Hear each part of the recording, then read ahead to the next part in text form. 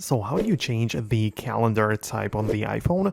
Let's get started and let me show you how it works. So if you're new here on this channel, consider subscribing because there are plenty of tutorials coming up on this channel and I don't want you to miss them.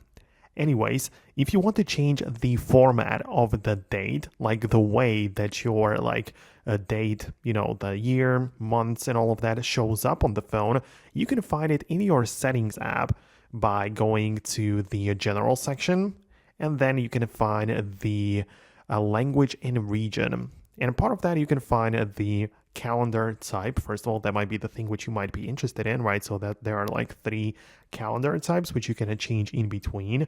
But there is also the first day of the week and the date format. So the date format lets you change exactly how the date is going to appear. So if you want the month to be the first number or the day, right, or how long, or if the whole year is supposed to be written out and whatnot, right? So you can see there are like these changes which you can perform. There is also like a format with the dashes in between. So you can see plenty of options to pick from.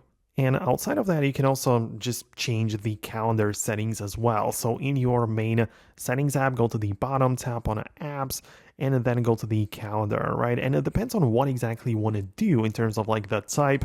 Like you can, for example, add a different account. For instance, it might be the Google account, add it to the Apple calendar, and so on. So there are plenty of different things which you might want to change in here. So in case there is something very specific which I didn't mention or did not cover in this video, let me know about it below. It's possible I'll make an updated video about it as well.